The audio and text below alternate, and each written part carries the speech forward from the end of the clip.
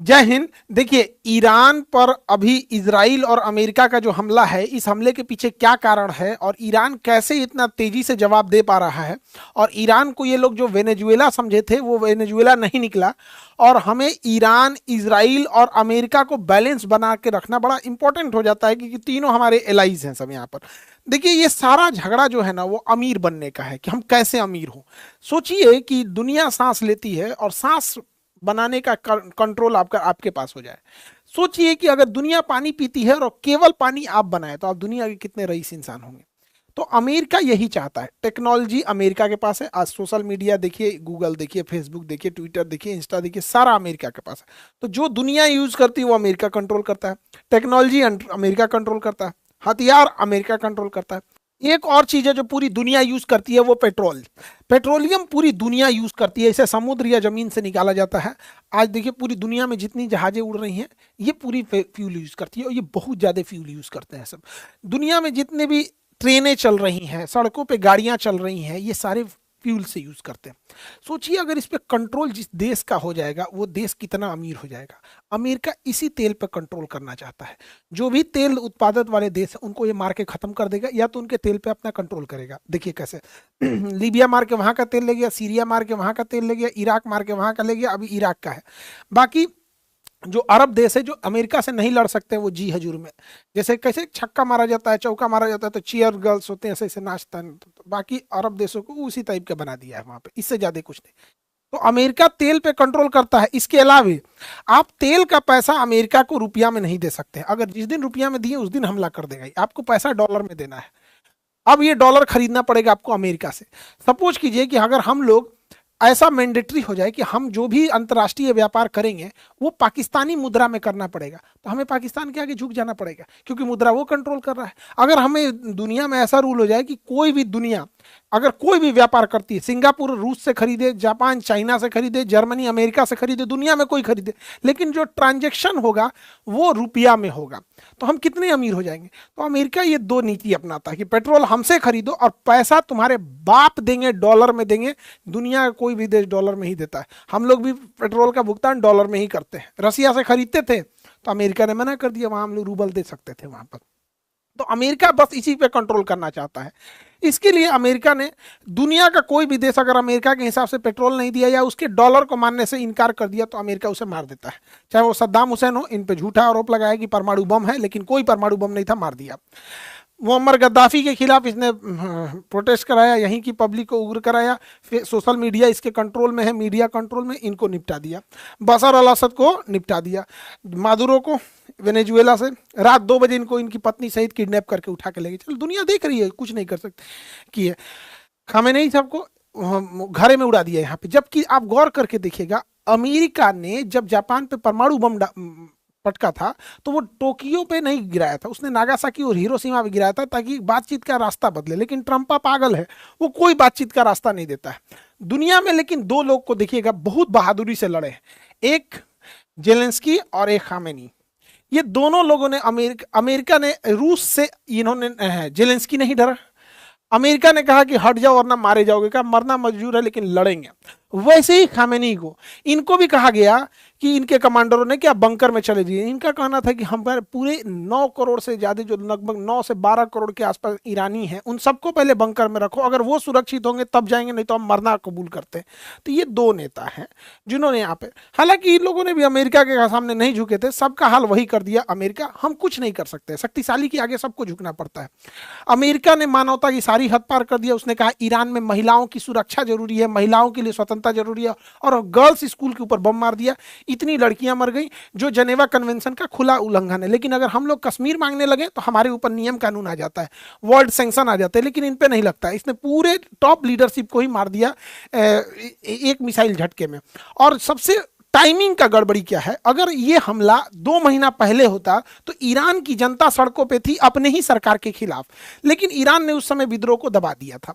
अभी क्या है कि रमजान का महीना है, और इस समय एक धार्मिक लीडर को मारना, जिनका भारत से बड़ा अच्छा संबंध है, नरेंद्र मोदी गए हुए थे, आप देखेंगे ये प्राइम मिनिस्टर है वहाँ की, ईरान की, इनका हेलीकॉप्टर दुर्घटना हो गया था क्योंकि हेलीकॉप्टर दूसरे देश का था, इनका नहीं था, और इनको अमेरिका ने मिसाइल से मार दिया। ईरान की एक परंपरा है, कोई भी देश जाता है वो प्रधानमंत्री से मिलता है, उनके जो सुप्रीम लीडर है उनसे नहीं मिलता है। ये सुप्रीम लीडर उन्हीं से मिलते हैं जिनसे देश का अच्छा संबंध होता है। हमारा ईरान से अच्छा संबंध है, हमारा अमेरिका से भी अच्छा संबंध है, इसराइल से भी है यहाँ पे। तो इनका हेलीकॉप्टर अपना नहीं था तो क्रैश कर गया। हालांकि हमारे प्रधानमंत्री को भी सब चीज़ों पर ध्यान देना पड़ेगा। हमारे यहाँ पे भी हेलीकॉप्टर और जहाज अमेरिका का ही, इसलिए ज़्यादा हम अमेरिका से कड़बड़ कड़बड़ करेंगे ना, कुछ इधर उधर कर देगा वहाँ पे, इसलिए उस पर कोई भरोसा नहीं। तो रमजान के महीने में खमैनी साहब की हत्या वही सही है जैसे क्रिसमस के टाइम पे कोई पोप की हत्या कर दे। तो एक धार्मिक जो होता है चीज़ों का वो एक अलग लेवल चला गया है। अब यहाँ पे ना दोनों लड़ रहे हैं सब। अब ईरान को दिख रहा है कि भाई इजराइल एंटीसेप्टर मिसाइलें रखा है, वहां पहुंचना थोड़ा मुश्किल है, अमेरिका पहुंचना और मुश्किल है। तो ईरान ने क्या किया, अगल बगल के जितने पड़ोसी देश थे जो अमेरिका और इजराइल का साथ देते थे उन पे अंधाधुन मारना चालू किया। दुबई जो कहते थे हबीबी कम टू दुबई, मारा दुबई एयरपोर्ट पे। भारत का एक ज्योतिषी दुबई एयरपोर्ट पे फंस गए थे अभी कि भैया ज्योतिष लोग फंस गए, ये तो अलग बात हो गया है। इन लोगों को तो सारी चीजें पहले से पता रहती है। लेकिन दुबई में एक चीज क्या अच्छा लगा, दुबई पे जब हमले हो रहे थे, उसके होटल्स वगैरह गिर रहे थे, तो दुबई के जो किंग हैं उन्होंने कहा कि कोई होटल वाला अपने मेहमान को निकालेगा नहीं और ना ही उनसे पैसे लेंगे, जो वो खाने पीने का ऑर्डर करे आप उन्हें खिलाइए।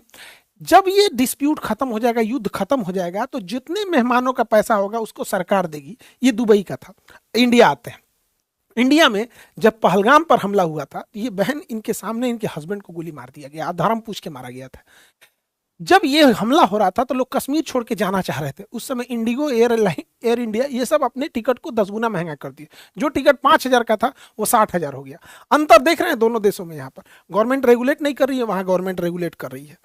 ईरान जो अपने पड़ोसी देश और इजराइल अमेरिका पे हमला कर रहा है उसमें ईरान सबसे ज्यादा कॉस्ट इफेक्टिव खेल रहा है पैसे पर, क्योंकि ईरान जो मिसाइल मार रहा है वो महज 18 लाख की है। जो उसका ड्रोन है, कामाकाजी ड्रोन, शाहीद ड्रोन, वो केवल 18 लाख का है और वो धड़ाधड़ बन जाता है। दिन में 10 बना देते हैं वो लोग। तो शाहीद ड्रोन बनाना आसान है और फटाफट बन जाता है। यहाँ पे 1 महीने में ये लोग 1000 ड्रोन बना देते हैं। जबकि उसे काउंटर करने के लिए जो मिसाइल अमेरिका छोड़ रहा है, काउंटर मिसाइल, पैट्रियट मिसाइल या थर्ड मिसाइल, वो 36 करोड़ की है। और इसके अलावे अमेरिका के पास इस मिसाइलों की बहुत भारी कमी है, क्योंकि ये मिसाइलें साल में 600 से 800 मिसाइल ही बना सकते हैं। ये साल में जितनी मिसाइल बनाएंगे वो महीने में उतना ड्रोन बना देगा। इनका 36 करोड़ जा रहा है, उसका 18 लाख जा रहा है। इसके अलावे अमेरिका के ज्यादातर एयर डिफेंस गजा की लड़ाई में इजराइल को बचाने में खर्च हो गए।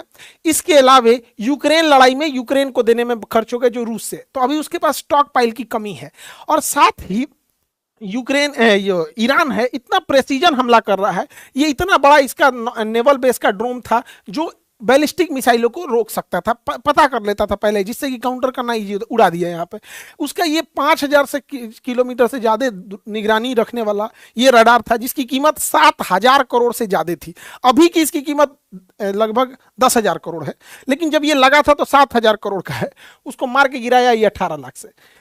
इससे अमेरिका की घनघोर बेइज्जती, एकदम गाढ़ा बेइज्जती। अमेरिका कहता हमारा डिफेंस बहुत तगड़ा है, हम लोग को बहुत महंगा महंगा हथियार चिपकाता है, जबकि हमारा 80% से ज़्यादा हथियार रसिया लेवल का है, रसिया का बना हुआ है। वो सस्ते भी होते हैं, रिलायबल भी होते हैं।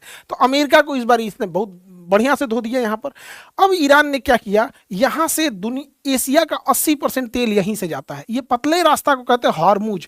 यहाँ पर ईरान ने क्या किया, यहाँ से कोई तेल टैंकर को जाने ही नहीं दे रहा है, क्योंकि चीन इसका खुल के मदद किया है। तो चीन के टैंकर को जाने दिया है, पाकिस्तान के टैंकर को जाने दिया है, कुछ कुछ टैंकरों को जाने दिया, मेनली चीन के टैंकरों को जाने दिया है। यहाँ पे इस बैला को पूछता कौन। ईरान क्या कर रहा है, यहाँ पे जितनी भी ऑयल टैंकर जा रही हैं उनका जीपीएस या तो उनका जीपीएस ब्लॉक कर दे रहा है या इंटरनेट स्पूफिंग कर दे रहा है। उनको पता ही नहीं चल रहा है, वो गोल गोल घूमने लग रहे हैं।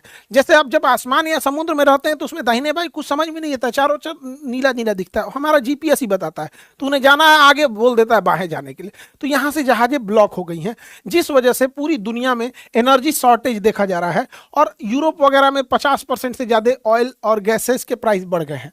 अब हमारे लिए भी ये दिक्कत है, क्योंकि हमारे पास स्ट्रेटेजिक रिजर्व जो है वो केवल 45 दिन का है। यानी अगर हमारे पास जो बाहर से फ्यूल लगाना बंद कर दे तो 45 दिन में हमारे यहाँ की पूरी पेट्रोल बंद हो जाएगी। तो सड़कों पे जितनी गाड़ियां देख रहे हैं ना, कश्मीर से कन्याकुमारी तक ठप, हवाई जहाज ठप ट्रेन ठप, तो पेट्रोलियम बहुत जरूरी है, हमारे पास केवल 45 दिन का है। और अमेरिका ने जब इस पे इसने बैन लगाया हॉर्मुज जल संधि पे, तो हमारे यहाँ तेल के प्राइसेस बढ़ गए।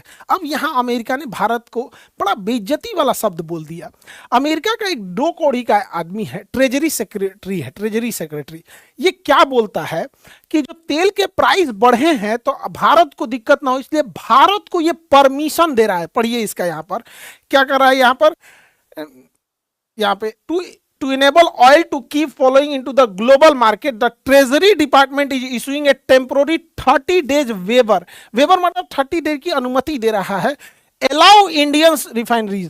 सोचिए ये 30 डेज के क्या शब्द का यूज किया, allow Indians to purchase Russian oil, मतलब ये हमें अलाउ कर रहा है कि हम रसिया से तेल खरीद ले। मतलब आप समझिए हम इंडियंस को ये अमेरिकन कितने बुरी तरह से हेमिलिएट कर रहे हैं सर। और भारतीय मीडिया दिखा रही है कि अमेरिका ने रूस को छूट दिया है कि तुम भारत से तेल खरीद सकते हो। इन नचनियों को क्या जाता है, इनको पैसा दीजिएगा तो कहीं नाच देंगे सब यहाँ। ऐसा नहीं है। 2020 में हम एक वीडियो बनाए थे, उसमें हमने कहा था कि भारत को कम से कम 6 महीने का तेल रखना चाहिए। अभी वर्तमान समय में भारत केवल 1.5 महीने का रखता है, 45 दिन का। और आपको विश्वास ना हो तो आप देखिएगा, 30 अप्रैल 2020 को हमने एक वीडियो बनाया था, आज से 6 साल पहले बनाए थे। और उसमें हम बताए थे कि उस समय लॉकडाउन लगा हुआ था, पेट्रोलियम के प्राइस बहुत कम थे। अगर हम लोग के पास 6 महीना रखने की व्यवस्था होती तो आज हम लोग को कोई टेंशन नहीं है, हार्मुज बंद हो जाए, कुछ भी बंद हो जाए, ईरान बंद हो जाए, अरब बंद हो जाए, वेनेजुएला, 6 महीने का स्टॉक पाइल है। लेकिन हम लोग के पास अभी भी 45 दिन का।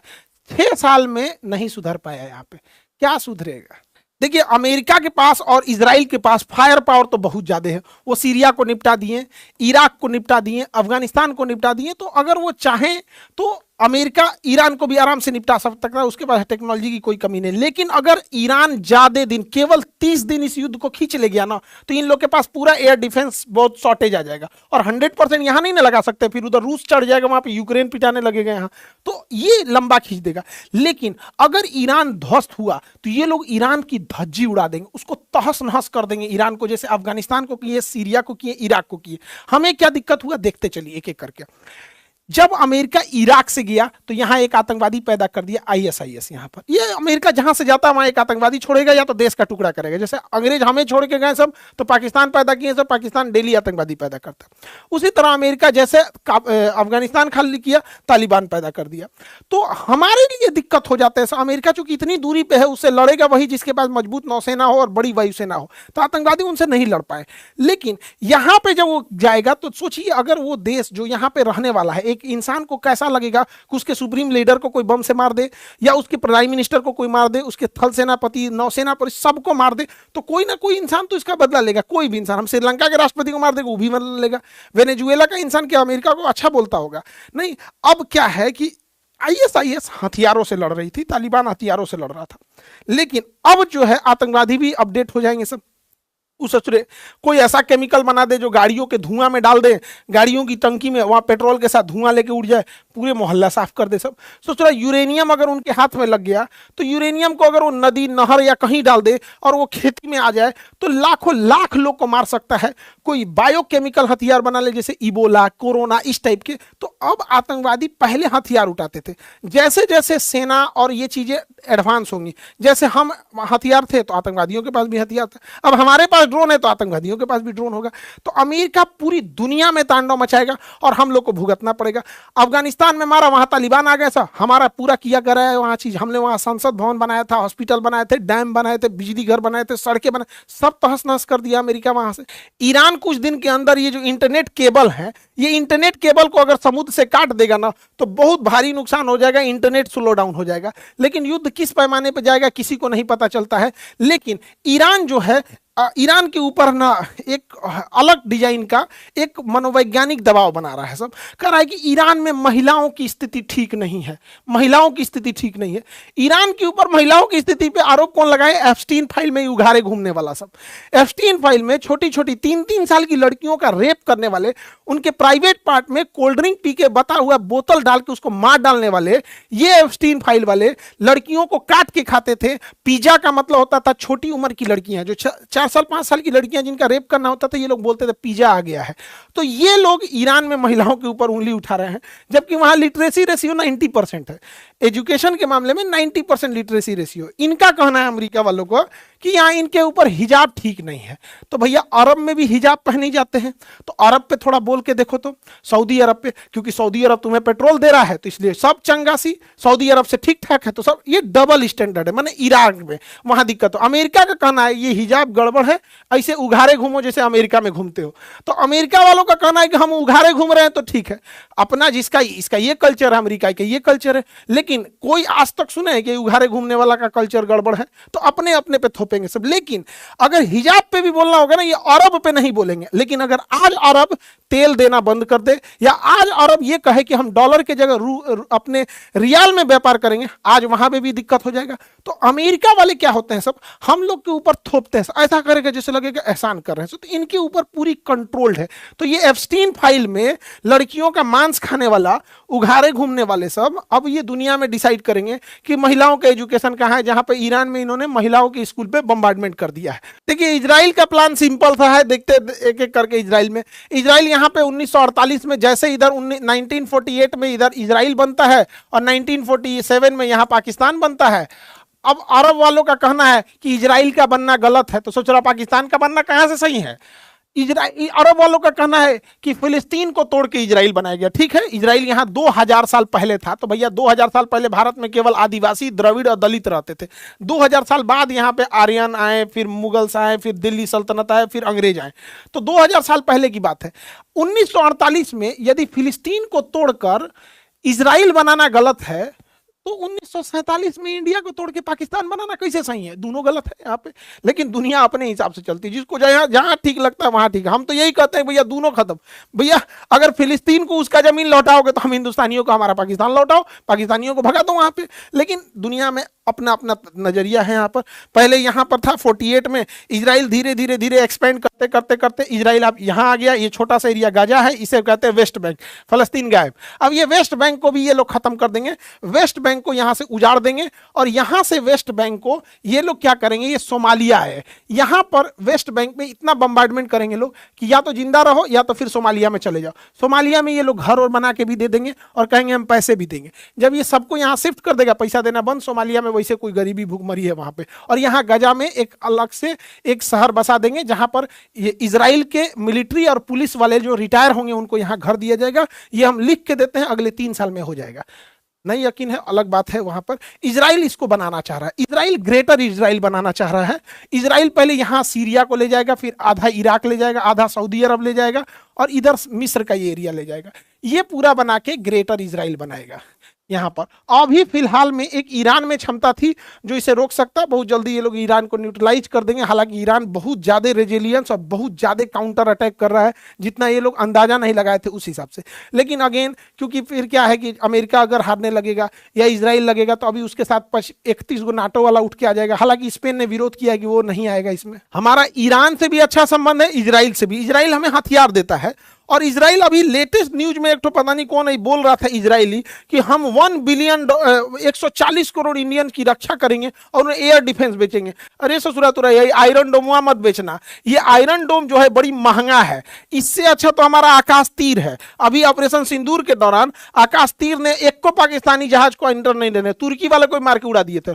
हम लोग का आकाश तीर बढ़िया है, ई ना कि ससुरा चिपका दे यहाँ पे आयरन डोम, बड़ी महंगा है और ये ना मतलब लो एल्टीट्यूड को मारने के लिए। हाँ आयरन बीम अच्छा है, आयरन डोम से ज्यादा अच्छा आयरन बीम है, ये बहुत सस्ता पड़ता है। अगर इजराइल ये देता है तो ठीक है, एकरा से अच्छा हम लोग का फिलहाल आयरन आकाश तीर है। क्योंकि इजराइल जो है ना डेंस पॉपुलेशन वाला, हम लोग का इंडिया का ज्योग्राफी अलग है, तो हथियार जो होते हैं ना मौसम, ज्योग्राफी, दुश्मन हर चीज के हिसाब से वेरी करने लगता है। आयरन बीम लेना चाहिए इंडिया को, आयरन डोम के तुलना में ज्यादा अच्छा है। अब हमें ऐसा लगता है कि इजराइल हमेशा ही हमारा साथ देता है, नहीं। देखिए इजराइल का नेचुरल दुश्मन पाकिस्तान है, तो जब जब हमारी दुश्मनी पाकिस्तान से होगी वो हमारा साथ देगा।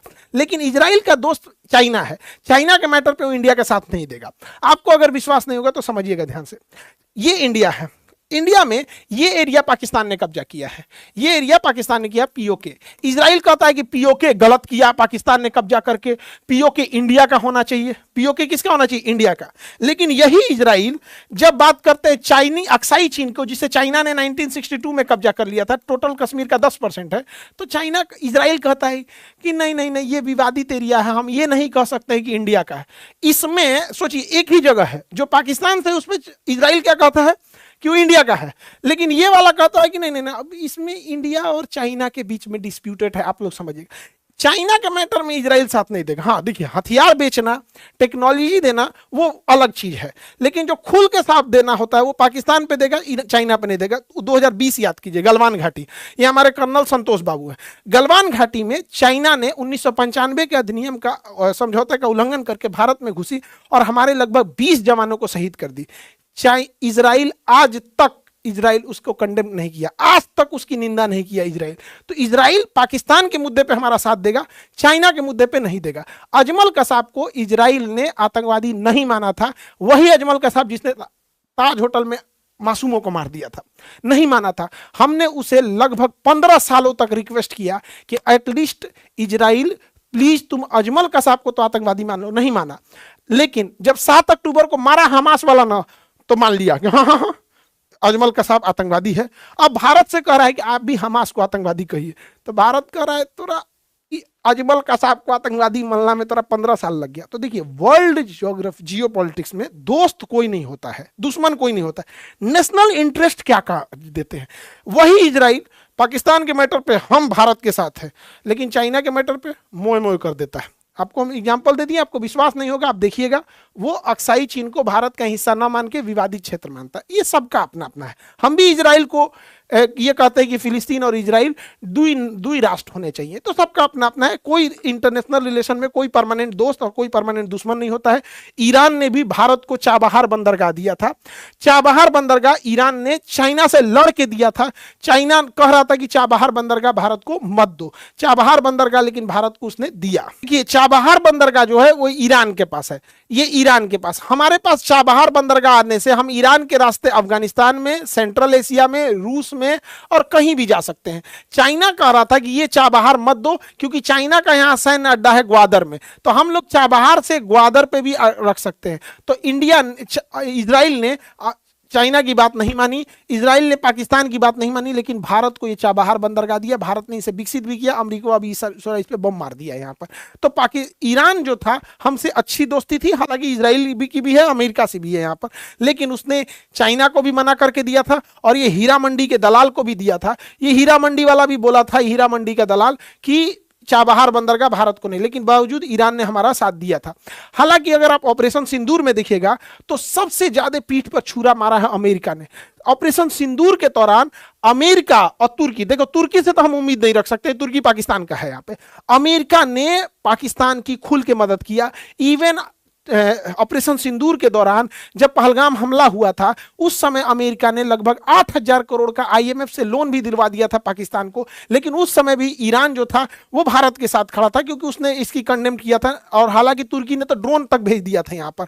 एक ऑपरेशन मिलान में अभी क्या अमेरिका ना भारत को बड़ा ह्यूमिलिएट करता है। देखिए, और ये ऑपरेशन सिंदूर के दौरान पाकिस्तान को मदद भी कर रहा था, और अभी मिलान एक्सरसाइज हुआ था तो ईरान के मेहमान आए थे हमारे यहाँ विशाखापट्टनम में, और विशाखापट्टनम में भाग लिए थे हमारे ये रक्षा मंत्री भी थे।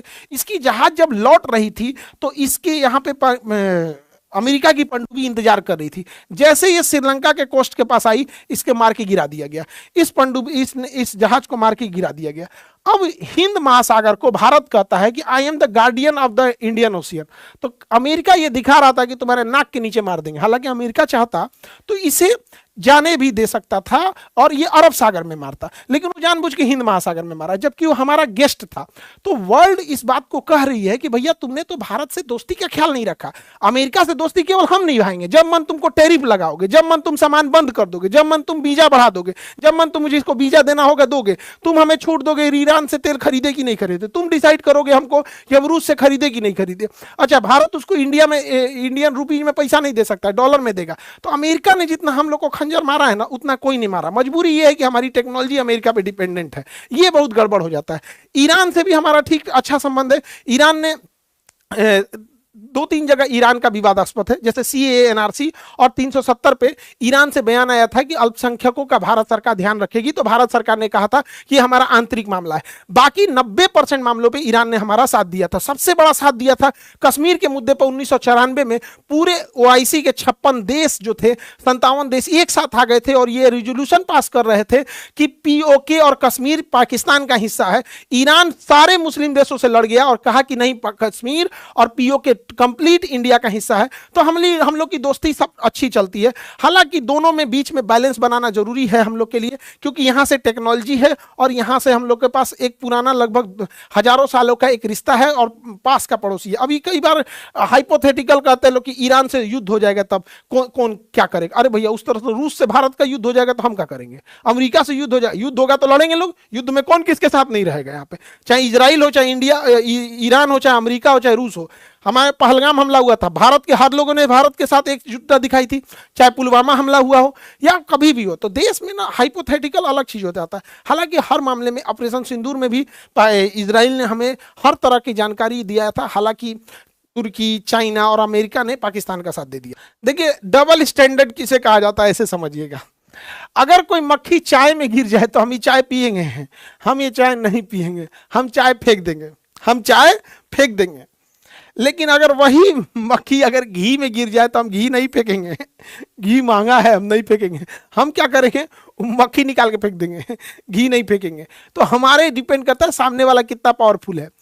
अरब वाला अगर बीफ खाता है तो हम लोग उसको कहते हैं कि भाई तुम ये खा रहा है, और इजराइल वाला 75% खाता है तो हम इसे नहीं बोलते, केवल डबल हो जाता है, क्योंकि हमको रिलेशन मैनेज करना है।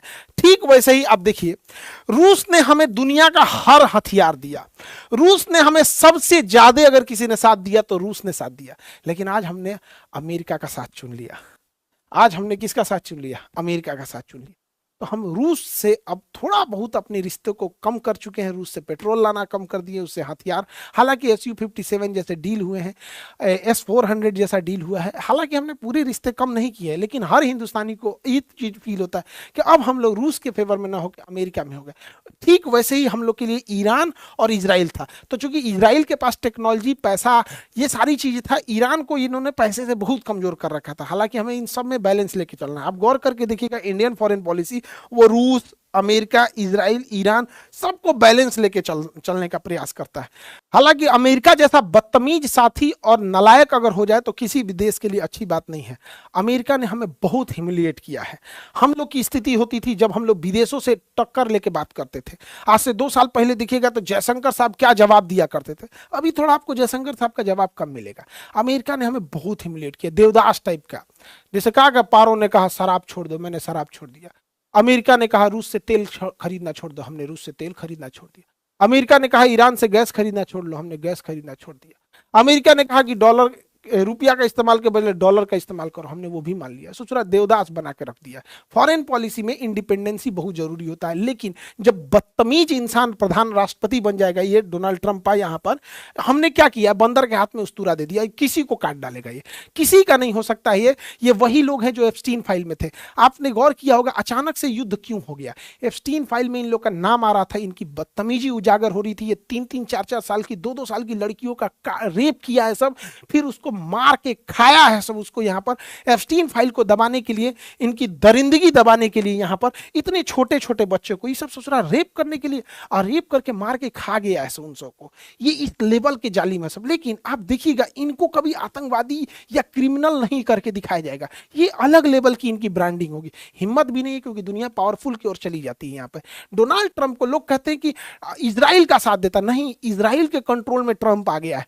ट्रंप का एप्स्टीन में कुछ कुछ ऐसा फोटो, उगारे फोटो रख लिया इजराइल कि इजराइल जहां हाथ रख रहा है वहां अमेरिका को बम मारना पड़ रहा है। देखिए, नेतन्याहू बता रहे हैं यही गोली मार, तो इसी तरह मार रहा है। यहाँ पर आप देखिए, ट्रंप के हाथ, कंधे पे हाथ रखने वाला इजराइल है यहाँ पर। इस तरह से जैसे लग रहा है ट्रंप इसके अंडर में होता है। लेकिन वही ट्रंप जेलेंस्की को डांट दिया था। देखिए, जब जेलेंस्की से बात कर रहा, डांट दिया, कर सूट क्यों नहीं पहने, अच्छा से यहाँ पर तूने पूरा कोट वगैरह क्यों नहीं लगा रखा है। तो ये हो गया है यहाँ पे। ईरान का अंत कर दिया हम यहाँ पे, हत्या कर दिया यहाँ पे। अब बच गए एक ठो आपके पुतिन। तो पुतिन की भी हत्या ये लोग प्लान क्या कर रहा है, इन्हीं के किसी एक जनरल से करा देगा सब। ये एसिसिनेशन का प्लान कर रहा है सर, क्योंकि इनके अंदर जो सीआईए है, मोसाद है, ये बहुत एक्टिवली काम कर रही होती है। डायरेक्ट नहीं मारेंगे लोग, यहाँ पे भी कर सकता है। हालांकि इस युद्ध में सबसे ज्यादा मजाक चाइना का बन गया है। सोच रहा पता नहीं कौन सा हथियार दे दिया HQ9, न वेनेजुएला में चला न ईरान में चला, ये पता नहीं कौन सा झुंझुना थमा दिया S-300 से कॉपी करके, कोई काम का नहीं हुआ। हालांकि यहाँ से हॉर्मुज से सबसे ज्यादा तेल चाइना ही खरीदता था। हालांकि चाइना के जहाजों को ईरान ने छूट दे रखा है, लेकिन जियोपॉलिटिक्स में कोई किसी का नहीं होता है। हालांकि अगर आप देखेंगे तो ये ईरान की बर्बादी लिखी जा रही थी 2001 में। 2001 में जो इसके एरियल सेफ्रॉन थे, इन्होंने मोसाद को जिम्मेदारी दी कि इजराइल के हर एक नेता पे नजर रखो और अपना इंसान प्लांट करो। तो इजराइल ने 20 साल का टाइम लिया था, 20 सालों का टाइम लिया था यहाँ से। तो 2001 से इन्होंने काम करना चालू किए और 20 सालों के बाद ये हाल हो गया है कि इजराइल में किसी 3 इंसान, ईरान के अंदर किसी 3 अधिकारी को उठाइए, उसमें एक मोसाद का निकलेगा।